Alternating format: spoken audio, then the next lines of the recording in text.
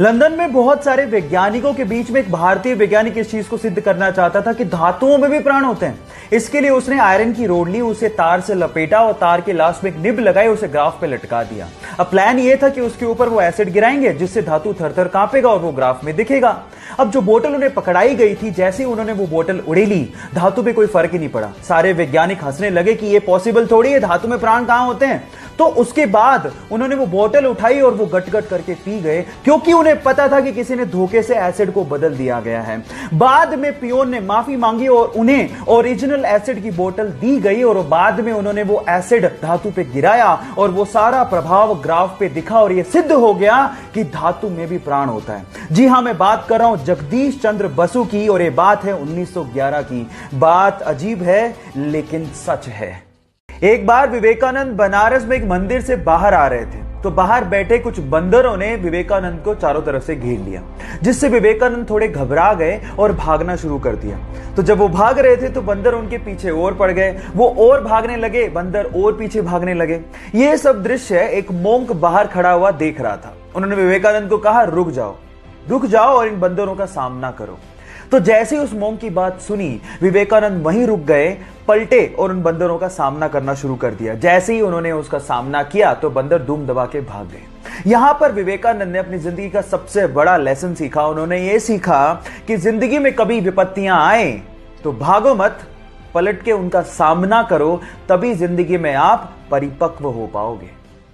एक गांव में गोलियत नाम का एक विशालकाय राक्षस था। गांव वाले इतना डरते थे कि दिन में भी उसके नाम की दहशत थी। एक बार उस गांव में 17 साल का डेविड नाम का लड़का आया। उसने गांव वालों से पूछा कि तुम इस राक्षस को मार क्यों नहीं देते। तो गांव वालों ने जवाब दिया कि उसका शरीर देखा है, इतना विशालकाय राक्षस है, इसे मारना हमारे बस की बात नहीं है। तो डेविड ने जो जवाब दिया वह आप लोगों को सुनना चाहिए। डेविड ने कहा कि हकीकत यह नहीं है कि वो विशालकाय है इसलिए हम उसे मार नहीं सकते, जबकि हकीकत यह है कि जब हम उस पे निशाना लगाएंगे तो हमारा एक भी निशाना चूकेगा नहीं, क्योंकि उसका शरीर विशालकाय है।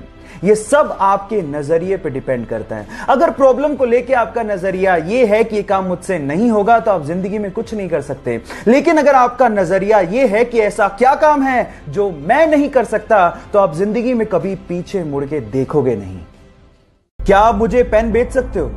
ये क्वेश्चन मोस्ट कॉमन क्वेश्चन है अगर आप किसी भी कंपनी में सेल्स जॉब के लिए जाते हो तो, क्योंकि अगर आप बेच सकते हो तो आप कुछ भी कर सकते हो। Sell me this pen. मैं आज आप लोगों को इस मोस्ट कॉमन क्वेश्चन का आंसर बताता हूं। ऐसे एक इंटरव्यू में एक बंदे से पूछा कि क्या आप मुझे पेन बेच सकते हो, तो उसने पेन लिया और उस बंदे को थोड़ी देर बाद कहा कि सर ये फॉर्म भर दीजिए, ये लकी ड्रॉ का फॉर्म है और अगर आप इसे भरेंगे तो आप 1 लाख रुपए की लॉटरी जीत सकते हैं। तो उसने कहा बिल्कुल भरूंगा, लेकिन मेरे पास पेन नहीं है। तो उसने कहा ये लीजिए सर पेन, 10 रुपए का है सर, भरिए, may be you can win 1 lakh rupee lottery. उसने तुरंत खरीद लिया। Now the moral of the story is, अगर आपको कोई चीज बेचनी है तो आपको उसके लिए जरूरत पैदा करनी पड़ेगी, और अगर आपने जरूरत पैदा कर दी तो वो चीज अपने आप बिक जाएगी। Got it? एक बंदा पुलिस स्टेशन में अपने बेल पेपर पे साइन करने के बाद भागते हुए एक ब्रोकरेज फर्म में पहुंचा, जहां पर आधे घंटे बाद उसका इंटरव्यू था। पुलिस उसे इसलिए पकड़ के लेकर गई थी क्योंकि वो पार्किंग टिकट्स के पैसे नहीं दे पाया था। अब क्योंकि आधे घंटे बाद ही उसका इंटरव्यू था तो वो कपड़े भी चेंज नहीं कर पाया। कपड़ों पे पेंट लगे हुए थे और बहुत ही गंदे थे। जब इंटरव्यूअर ने उसकी मार्कशीट देखी तो मार्क्स भी बहुत कम थे, लेकिन उसके बावजूद भी उसने इंटरव्यू क्रैक कर लिया। जानते क्यों? ये क्रिस गार्नर की घटना है और ये सच्ची है, ध्यान से सुनिएगा। उसके आंसर की वजह से उसका सिलेक्शन हुआ। उसने कहा कि सर मैं इस तरह का पर्सन हूं कि अगर मैं किसी चीज का आंसर नहीं जानता होऊंगा तो मैं आपसे कहूंगा कि मैं नहीं जानता हूं, लेकिन मैं ये जरूर जानता हूं कि उसका आंसर ढूंढना कैसे। गाइस, लाइफ में बहुत सारे ऐसी चीजें हैं जो आप नहीं जानते, लेकिन अगर आप ये जानते हो कि उसका जवाब कैसे ढूंढना है तो आप जिंदगी में कभी पीछे नहीं रहोगे। महज 21 साल का था तो डॉक्टर्स ने उसे कहा कि उसे मोटर न्यूरॉन जैसी खतरनाक लाइलाज बीमारी है। इस बीमारी की वजह से इंसान का उसकी मांसपेशियों से कंट्रोल खत्म होने लगता है, धीरे धीरे वो अपंग हो जाता है और फाइनली उसकी मृत्यु हो जाती है। डॉक्टर्स ने उसे कहा कि वो 2 साल से ज्यादा तक जिंदा ही नहीं रह सकता, लेकिन फिर भी अपनी जीने की इच्छा शक्ति की बदौलत उसने मृत्यु को हरा दिया। वो अपंग जरूर हुआ लेकिन 50 साल तक जिया।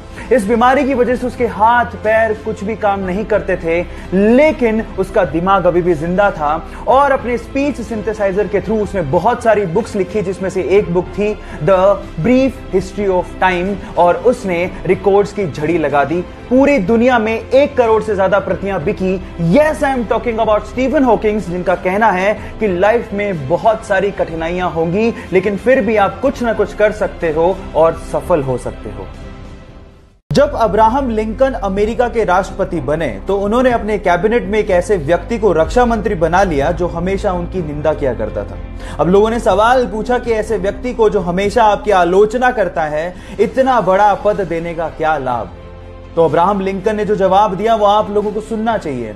उन्होंने कहा कि यह व्यक्ति सक्षम है, उसमें प्रशासनिक क्षमताएं हैं और वो इस क्षेत्र का विशेषज्ञ है। मैं मानता हूं कि उसने मेरी बहुत जगह पे आलोचनाएं की हैं, लेकिन देश के विकास के लिए मुझे उसकी जरूरत है और मैं ऐसे व्यक्ति को खो नहीं सकता। गाइस, जो अपने हित से ज्यादा देश के हित को तवज्जो देता हो, लीडर वही है।